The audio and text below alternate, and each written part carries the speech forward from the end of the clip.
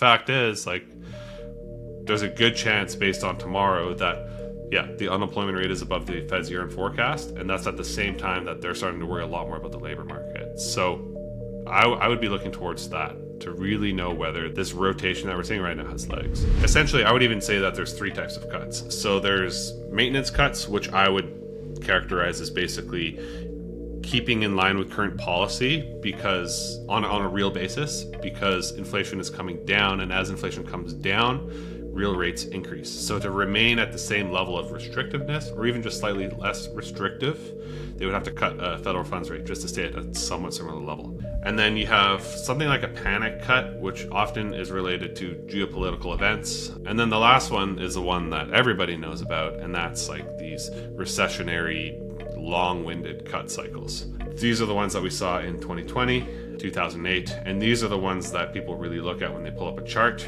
and look at, you know, sustained cuts all the way to the zero lower bound at the same time that the market is still crashing. And that's because the Fed is late to the game and they're trying to catch back up and get a hold on markets.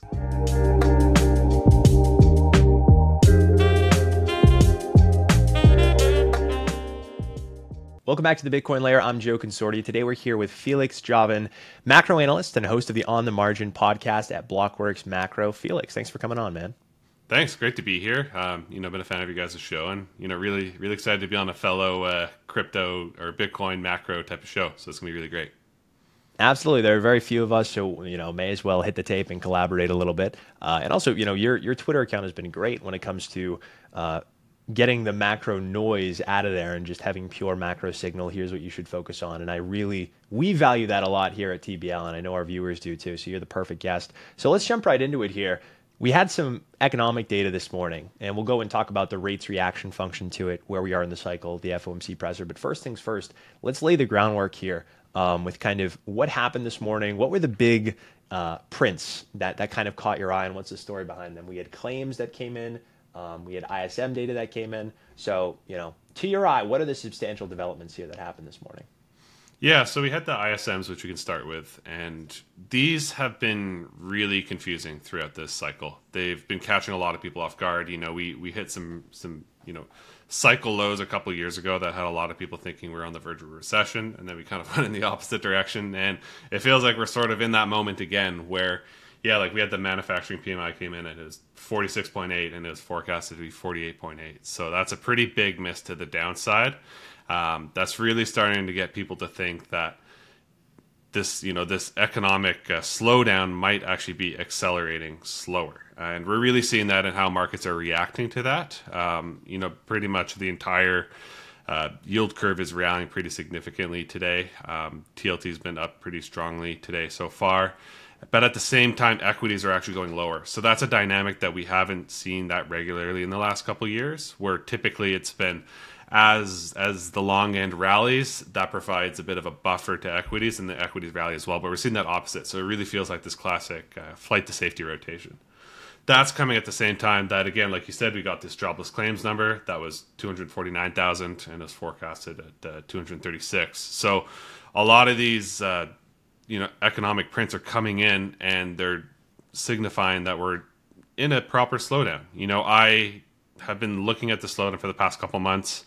I thought that perhaps we were getting to this trough as, this financial conditions loop that we've been seeing over the last couple of years, that as, the market gets really excited and starts to price in a bunch of cuts, everybody gets excited again. And because of how hyper financialized, society is these days, that just leads to a reacceleration of the economy.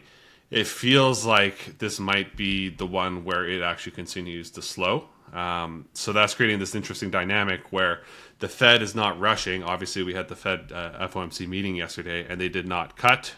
They pretty much signaled and baked in the September cut, but that's quite a time away. We have no FOMC meeting in August, so we got to wait all the way till September for any sort of reaction outside of aside from some sort of emergency thing, but I highly doubt that. So now the market is looking at these economic data prints come in, and they're saying, okay, hold on, it seems like something's really changed here. At the same time that it feels like the Fed is just, pressed pause for 2 months to see what's going to happen until September. So I feel like that's sort of that panic that we're seeing in the market today. The Bitcoin Layer is proud to be sponsored by Unchained, the leader in Bitcoin financial services. Unchained empowers you to take full control of your Bitcoin with a collaborative multi-sig vault, where you hold 2 of the 3 keys and benefit from a Bitcoin security partner. Purchase Bitcoin directly into your cold storage vault and eliminate exchange risks with Unchained's trading desk. Unchained also offers the best IRA product in the industry, allowing you to easily roll over your old 401ks or IRAs into Bitcoin while keeping control of your keys. Don't pay more taxes than you have to. Talk to them today. Visit unchained.com/TBL and use code TBL for $100 off when you create an account. And now back to the video. Gotcha. Wonderful. And I'll share another chart because what you referenced is like this cycle. We've had like a lot of false starts almost, like ISM in particular. It jumped below that 50 mark and we've kind of just been trending around here.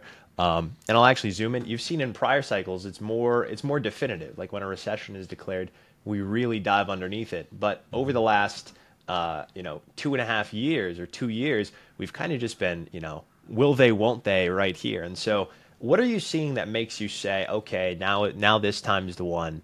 And I suppose it's also factoring into Powell's thinking, because why else would he be saying, okay, we now see sufficient restrictiveness has been achieved. So I suppose it's like a two-pronged question, because you probably know what Powell's looking at, but what are you looking at that tells you like, okay, this time is the one, whereas all these false, what's different now compared to all these false starts that we've had? Yeah, so the first one, it's the one that I'm looking at and that Powell is definitely looking at, is the labor market. Looking at back at like 2022 when we were all starting to talk about recessions, the labor market was the tightest it's pretty much ever been. It was pretty insane. Like you're not really going to be getting any sort of recession when the labor market is that tight.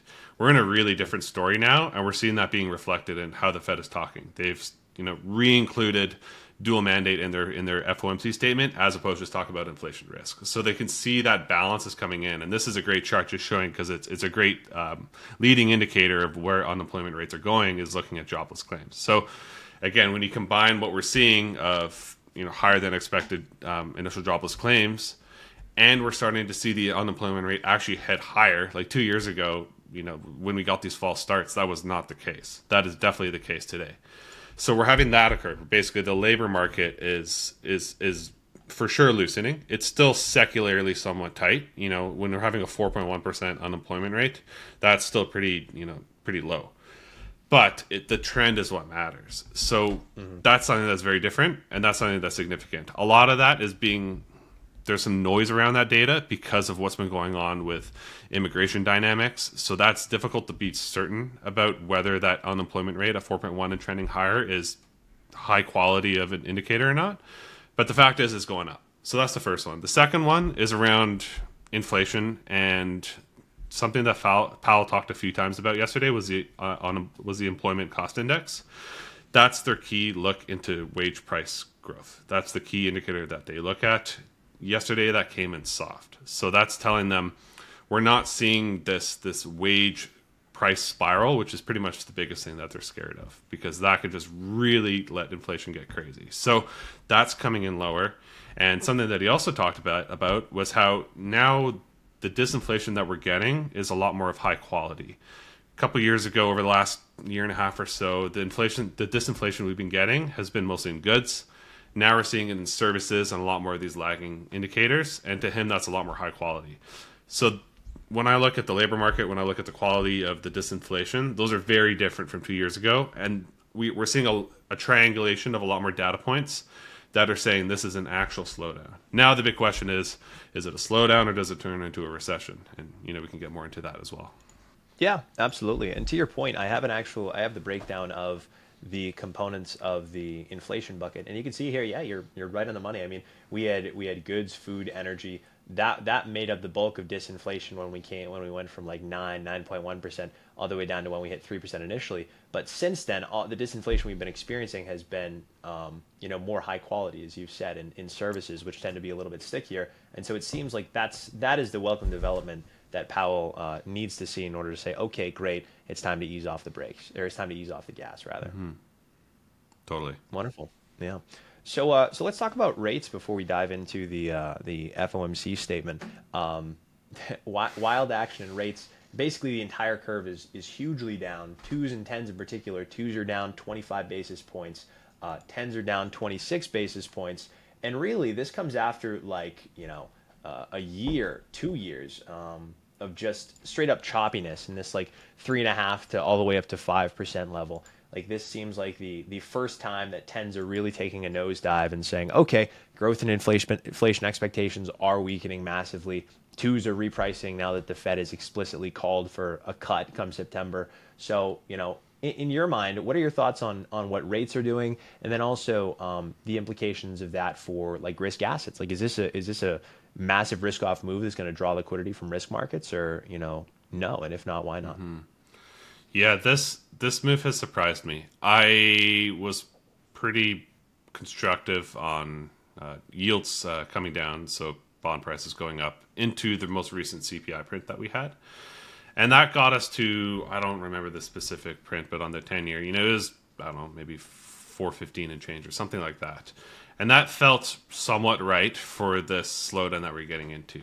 But what we see now, especially over the last couple of days, is, the 10-year broke the four handle and is at, like 3.96 right now. And that's like, when you compare that to what we're seeing in, say, like nominal GDP, that's printing above 5%. Like, those two things are normally pretty tightly correlated. And the fact that we're seeing this huge breakdown while these GDP prints are printing where they are, a 10-year yield price is going to be a bit more forward-looking, obviously, than GDP. But the fact is, there's this big contrast happening right now between what markets perceive and what we're seeing in some of these more lagging prints, such as GDP. So what's that telling us? It's telling us that the market thinks, and especially when you look at what's priced into the curve on the shorter end in terms of like Fed rate cuts, they're not pricing in a normalization cut as much right now. It's starting to get into the realm of potentially recessionary cuts. If I think about, we can circle back on the long end in a sec, but when I think about normalization cuts, that's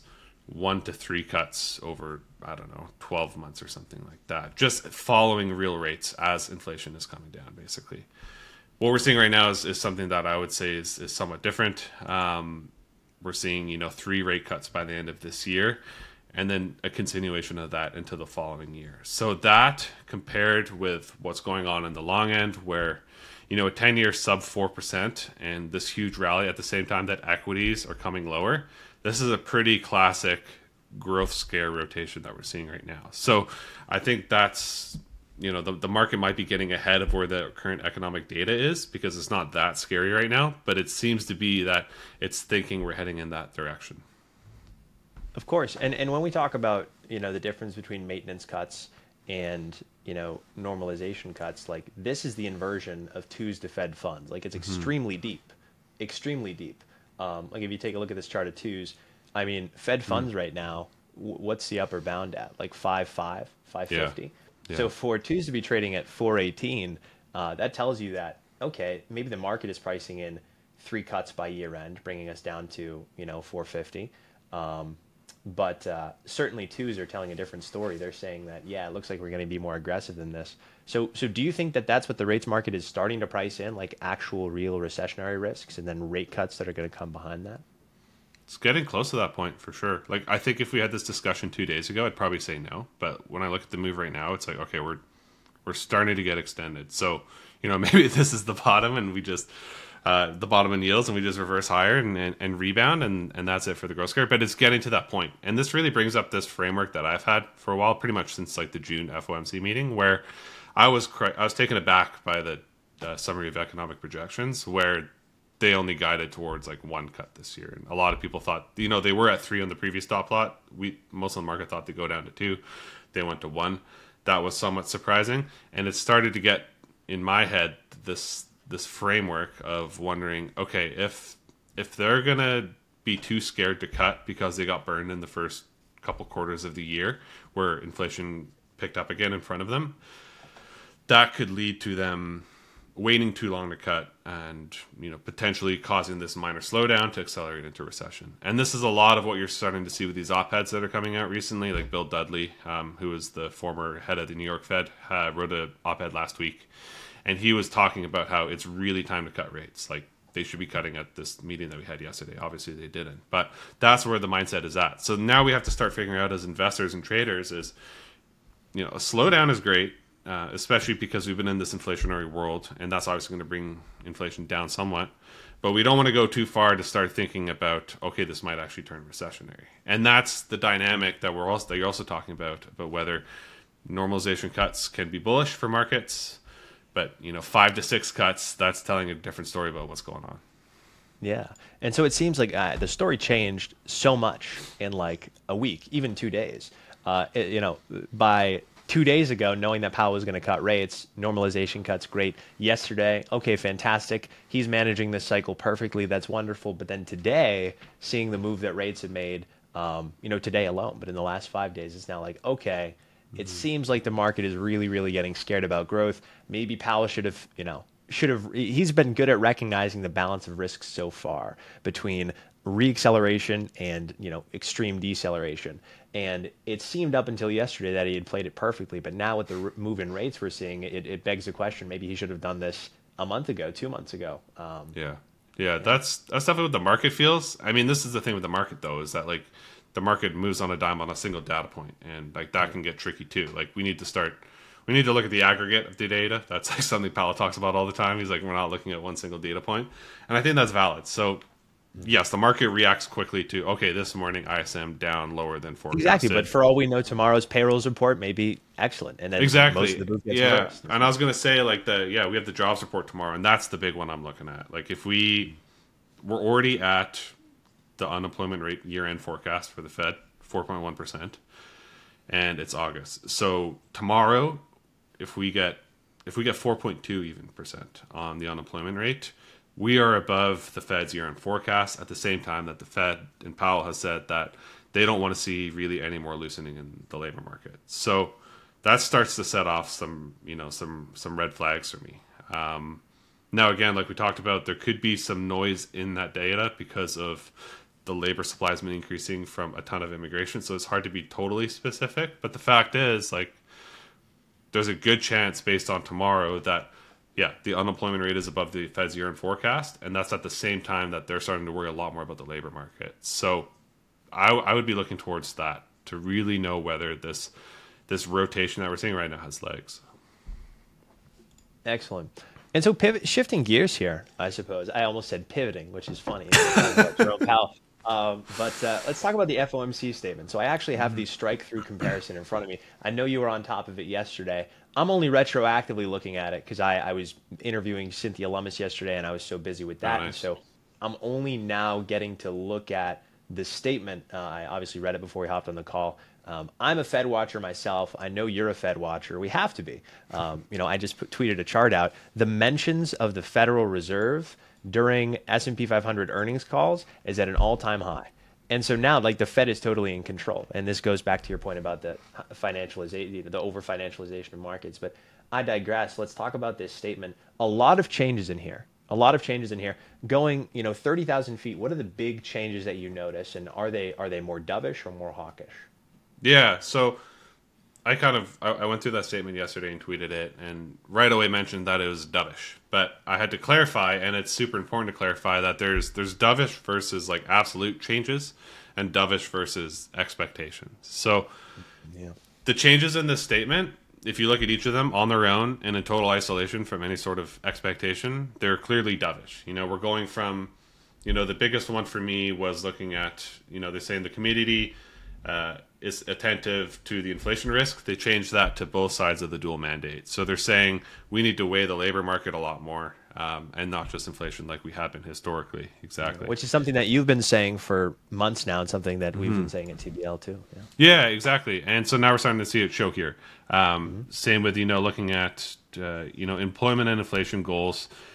Continue to move into better balance. That's somewhat neutral. But overall, what you're showing here is a slight tweak in language that's saying we're much more focused on the dual mandate.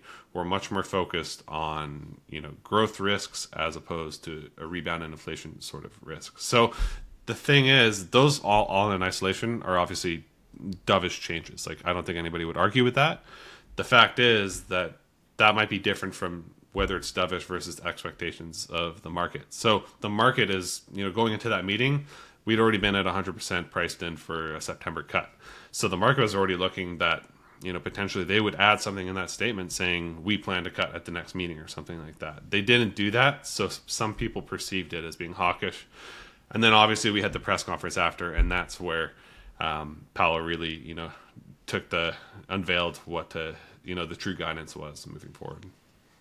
Absolutely. Yeah. So looking at the statement, he changed remain strong to moderated. Mm-hmm. He explicitly talked about attentive to both sides of the dual mandate. So now he's recognizing, what we've said for a while. He's recognizing that the balance of risks is more 50-50, if not 55-45 toward the labor market being the primary focus and inflation kind of being on the back burner now that we're getting more high quality disinflation. So you said the presser is really, kind of where he unveiled it. He talked about it. I know he explicitly said September.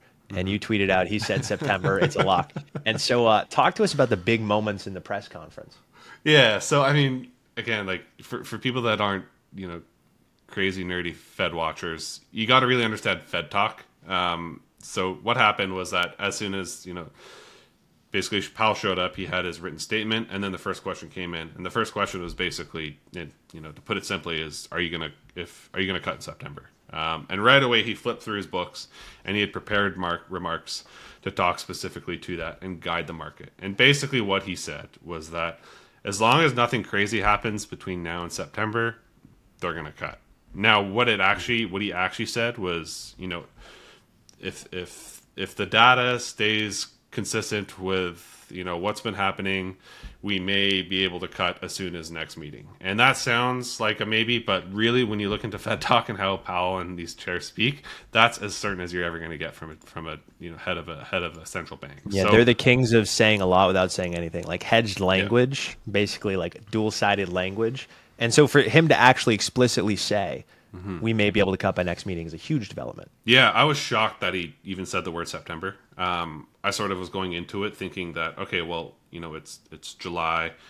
The next meeting is in September. They have the Jackson Hole Symposium at the end of August, which is often, not necessarily a place where they explicitly guide towards policy decisions, but it is a place where if they're planning major pivots in monetary policy, oftentimes they do unveil it there. So I thought, okay, what would be the incentive to really guide towards September in the July meeting when he has that at the end of August, and that would allow some time for some more good data to come in. But he didn't. He said September, and that's where I tweeted, and I was just like, it's a lock. Like this is locked in. And the market took that and ran with it. We pretty quickly saw yields across the board come down.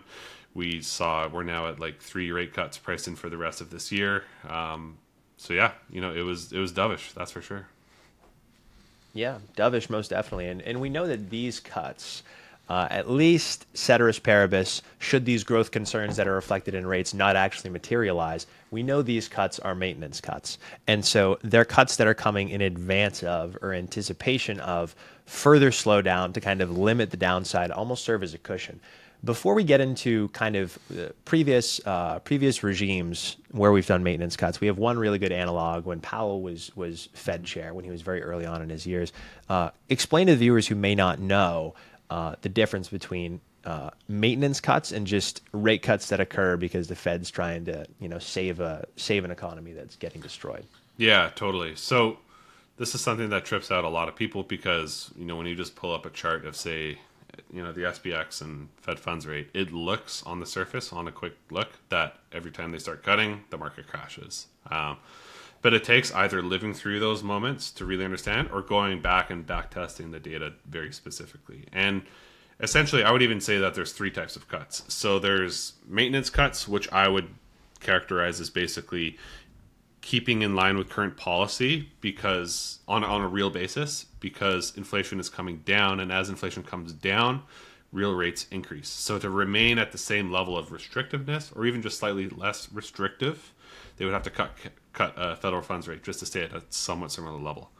That's a normalization cut.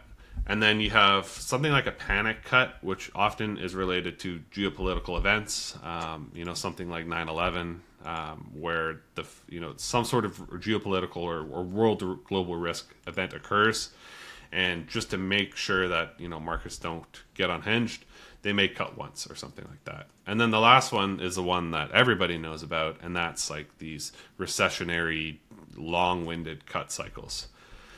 These are the ones that we saw in 2020, 2008, and these are the ones that people really look at when they pull up a chart and look at, sustained cuts all the way to the zero lower bound at the same time that the market is still crashing.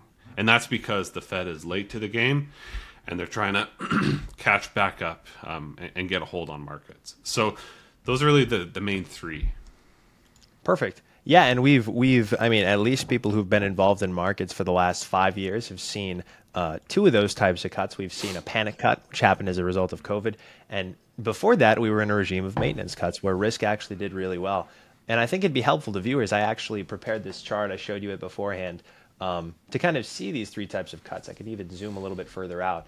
And so what Felix was talking about here is where the Fed is doing maintenance cuts, right? Basically the same regime we're in now. The Fed has determined that after an on-hold period, they've reached sufficient restrictiveness, so they begin incrementally cutting by the smallest increments. And then a panic cut, which you see here, the Fed cut from, I think we were at 175 on the upper bound to 25 basis points in the upper bound, all the way down to zero. And that was during COVID. And then you kind of see what you were just mentioning, which is a more sustained regime of cutting. As there's this massive, sequence of recessionary cuts all the way down. So maybe you can explain how the S&P 500 or how risk assets using the S&P 500 kind of as our proxy reacts during these three types of cuts. Sorry for the messy annotations, but that's okay. Yeah, so just honing in on 2019 for a second. At that time is very similar to where we're at right now. Even Powell mentioned 2019 multiple times yesterday during the press conference. He talked about how labor markets were similar to 2019. It's an analog I've been really focused on because I think it's the most similar. So what was going on back then? September 2019, we were still sort of in an era of quantitative tightening, but then the repo market blew out. And overnight, the Fed basically had to end quantitative tightening and basically open up standing repo loans. We're sort of in a similar world to that right now, but instead what's happening is they've already tapered QT, and we also already have the standing repo facility available, so that can't really happen like it did in 2019. And that's because they're focused on what happened in 2019, and they're worried about that happening again. So that dynamic is happening right now in terms of just the balance sheets and mechanics. Labor market and economic growth, similar to 2019, where it was, the labor market was loosening a little bit, but I wouldn't call it, falling apart. Growth was still good. It wasn't, it wasn't negative by any means. So what happened is that the Fed decided to cut rates, and the way Powell sold it is as a mid-cycle adjustment. That was the language back then. So he was saying we're going to have a mid-cycle adjustment, a cut, maybe two, and then we're gonna hang out and see how the market digests that. And the market digested that from the S&P 500 just rallying like crazy and hitting new all-time highs. So this was all happening around like fall 2019.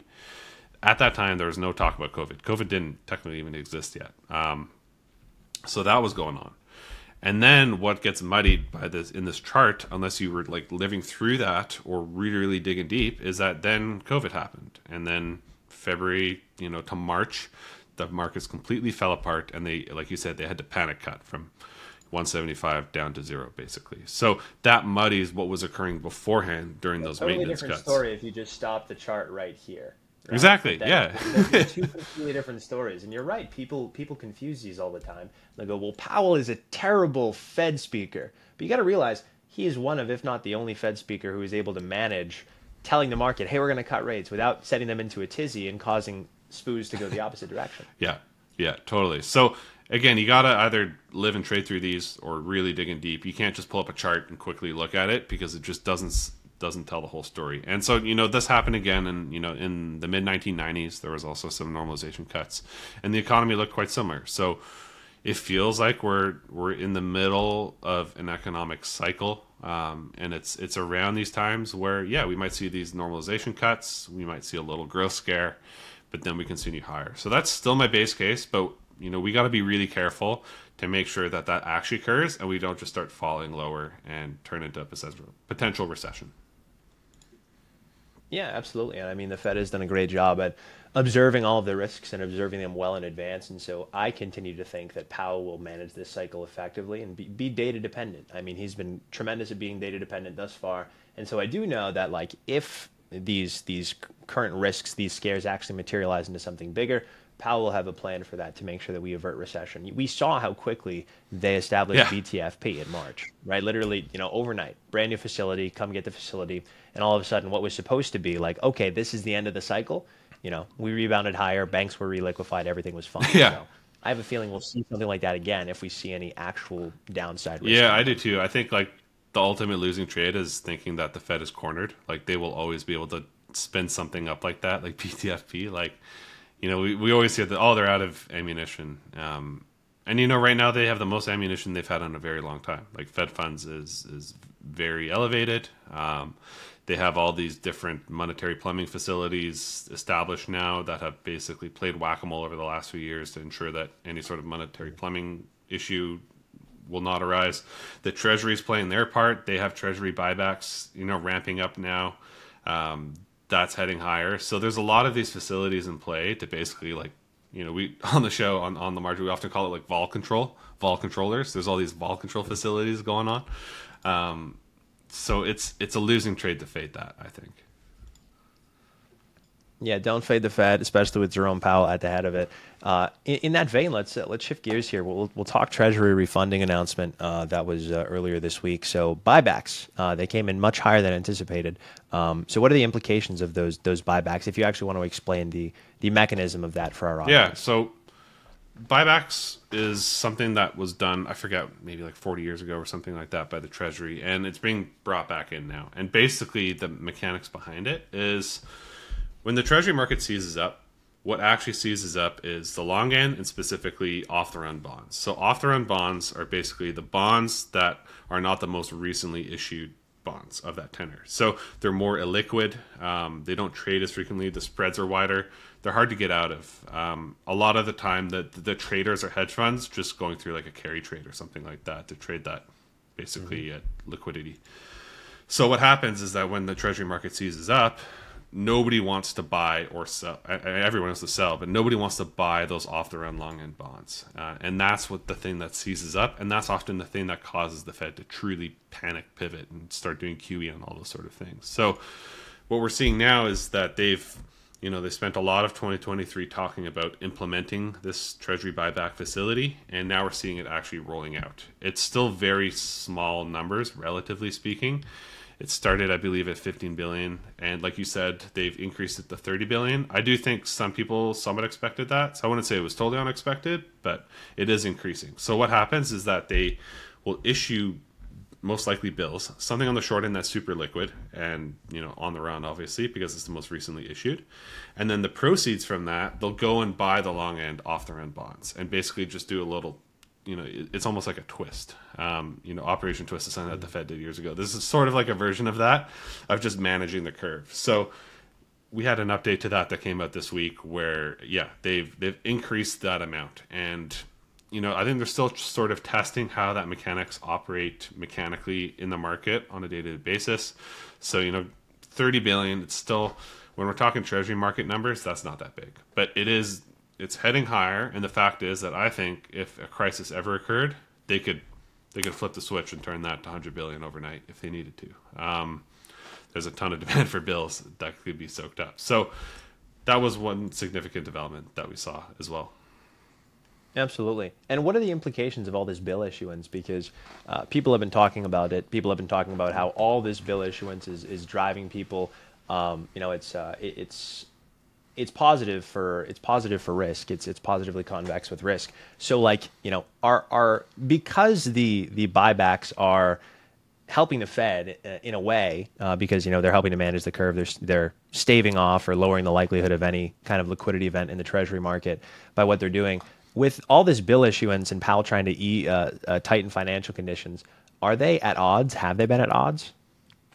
Like the Fed and the Treasury? I think maybe on the surface level at odds, but I mean, when you dig down a little bit deeper, I feel like they're somewhat aligned as well. Like Powell and Janet Yellen's the previous Fed chair. Powell and Yellen are pretty close. They meet every week for lunch. That came out in like a recent Congress testimony. Like they are working hand in hand together. And you know, you just look at like the QT taper that happened a couple of months ago. The mechanics of what that does is that it leads to a lower need of treasury issuance and especially bill issuance. So that is helping the treasury, and the treasury is helping the Fed because they're, you know, not issuing as much on the long end, which means that as QT occurs, it's really focused on the short end and also just the exhaust valve that is the reverse repo facility. So they work pretty closely together. But focusing on that bill issuance side of things, yeah, it's, you know, there's been some interesting academic research that came out recently, and they call it activist treasury issuance. And it was a really great paper from Nouriel Roubini. And really what it gets into is that by weighting the issuance towards the bill side is basically a version of QE. Whereas QE removes duration from the market by buying long end bonds, ATI, or activist treasury issuance, just stops that duration from being on the market in the first place. So instead of, you know, taking in the demand, they're just lowering the supply. So it's effectively, they went through the models, it's effectively the same thing. So by shifting that weighting, a percentage of issuance to the bill side, they're removing duration from the market. That allows markets and risk markets overall to take on more risk because the duration that needs to be taken up by the market is just not as high as it would be if they were weighing coupons more so. So as that occurs, at the same time, like when you look at bills, that's really, really close to being money. Versus something like a 10, 20, 30-year bond, that's much less money. That's a lot more like a risk asset. So at the same time that everything I just talked about, when you just issue more bills, in a way, that's money printing. Like bills are so close to being just like US dollars. They're very much money-like in our modern system. So as you weight that, you're marginally weighting and increasing the amount of dollars in the system. So when you look at what's been going on in the last 2 years, suddenly a lot of these things make sense that inflation has been stickier than the Fed expected. Markets are soaring, and the economy is doing pretty well. Yeah. Yeah, absolutely. So there was one thing you said that he said all you really need to know from the QRA stuff, and it was this sentence: the Treasury does not anticipate needing to increase nominal coupon or FRN auction sizes for at least the next several quarters. Why is this the most important thing from the refunding announcement? Yeah, so basically we're in this funny world now where the Treasury has adopted forward guidance, and that's what it is now. Like we didn't have this before in the QRAs, but now we do, which is really funny. So what are they saying? They're saying that we've already forecasted the amount of coupons or bonds or that long end duration debt that we're talking about that we need, and we don't plan to increase that for at least the next several quarters. So let's call it a year. Now that we know that any sort of change in the amount of issuance that's required from the Treasury is going to be taken up by T-bill issuance. And again, like we talked about, T-bill issuance is basically a version of money printing, and it's also ATI, activist treasury issuance, it's a form of QE. So basically what that's saying to us is that Yellen and the Treasury have just guided to us that we're going to be leaning towards bill issuance. And again, that goes through the mechanics of everything we talked about. So that's really the main point. The reason people care about the QRA these days is because we issue so much debt now that it really matters and shifts the needle about where the maturity is that we issue that debt on. So by knowing that it's not going to be on the long end, we know it's going to be on the front end. That's bullish for risk. Phenomenal. And the U.S. Treasury taking up, a form of forward guidance doesn't surprise me at all, given how well it's worked for the Fed. I mean, they've been extremely data dependent, and they also they guide the market. They want the market to know what's coming next, and that's the most important thing. The market hates uncertainty. It prices things. When times are uncertain, the market simply doesn't like it, and so it does it in a very volatile, what would otherwise be volatile era, given what happened in 2020 and what's happened since. With over financialization now, obviously since 2008, the increased role of the Treasury and the Fed that they're playing, it does make a lot of sense that now the Treasury is implementing forward guidance too. Mm-hmm. Yeah, totally. And I mean, I saw a tweet the other day from the same authors that wrote that ATI paper, looking at like who was on the actual like TBAC, like the Treasury Borrowing Advisory Committee, and a lot of these people are ex-Fed officials, which is funny. And there's been a flow of Fed officials towards the Treasury. So yeah, I totally agree. It's not a surprise. Phenomenal. Well, so much for separate institutions, right? Excellent. Well, Felix, we covered a whole lot, man. There's so much value in this episode for people who want to know how to monitor a cycle effectively, know what the Fed is doing. We're Fed watchers here ourselves at the Bitcoin Layer, so we really appreciate you coming on and providing your insight there as well. Do you have any closing thoughts on what's important to look out for from the Fed for the rest of the year, or views on how the rest of this cycle plays out for the end of the year and beyond? Yeah, first thing, totally appreciate coming on, and definitely a big fan of you guys and just supporting anybody that's focusing on the Bitcoin macro intersection, because it's my favorite thing in the world. So it's really good to be here. Again, my framework is trying to figure out whether this is a slowdown that rebounds or is it a potential recession, because that's going to tell me whether to fade the priced-in cuts right now or not. The market right now is getting very close to pricing in recessionary cuts. That's obviously different from what the Fed is guiding towards. So you gotta decide yourself whether you believe the market or where we stand at the Fed, and again whether you believe that this is a slowdown that rebounds or is it going to accelerate into a recession. So that's what I'm focused on, and that's going to tell me a lot of things about how to allocate for the rest of this year. That's going to tell me whether to be bearish bonds, bullish bonds. That's going to tell me whether to be bullish risk or bearish risk. For the most part, I've been super bullish on equities since, like late December. I had like an end of year SPX target of 6,000, which seemed crazy back then, but we're like, I don't know, I think like 10% away from that. It's really not that far off now. Yeah. And a lot of that driven is because of the fiscal dominant side of things that's been going on, and just the deficits we run, and basically just not allowing a recession to occur in a way. So that's somewhat a framework that I still believe in, but we need to see buy-in from the Fed. We need to see whether they commit to that September cut or not, and also just where the economic data comes in. So I'm cautiously bullish for the rest of this year. Again, the way I look at Bitcoin is as just the most in tune signal rate to ratio of liquidity and monetary policy and currency debasement. So as long as we're heading in that direction of dovishness easing biases, either from the Treasury or the Fed, we got to look at both pretty closely nowadays. I'm still bullish Bitcoin as well. Phenomenal. All eyes on economic data, all eyes on what the Fed's going to do. Everyone watching this video, make sure, well, actually it'll go live afterward, but we'll see how the non-farm payrolls report did. And we completely agree with you. Bitcoin is the world's best proxy for global markets. It is, whether we're talking global liquidity, monetary policy, all of it.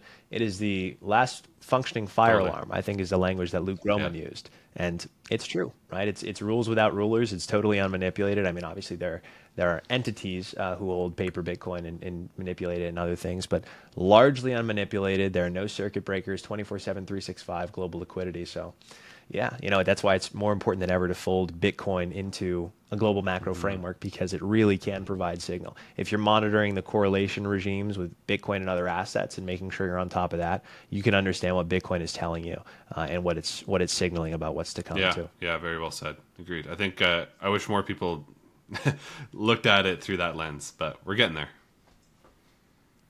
We are. I mean, the strategic Bitcoin reserve has been talked about by the presidential candidate, and legislation's out for it. So we'll see what happens. A lot of education needed, though, and I know for a fact that you'll be helping out tremendously on the education front. So in that vein, kind of signing off here, where would you like people to send? Where would you like to send people? Yeah, I appreciate that. I'm hosting interviews weekly on the Margin, and then we have our weekly roundup as well. Very similar type of content of macro and Bitcoin, also some crypto as well in there, but pretty surface level on where they both intersect. But yeah, all things Blockworks, and yeah, just really appreciate you having me on and inviting me and letting me to talk. It's nice to be on the other side of the mic for once. Right, right. It certainly is. So yeah, everybody go follow him on Twitter as well. Check him out on the margin. You could just search up Blockworks Macro on YouTube. You could find it, or find him on X at Feijao_Inc. That's FEJAU_INC. Felix, really appreciate you coming on. Yeah, Joe, appreciate that.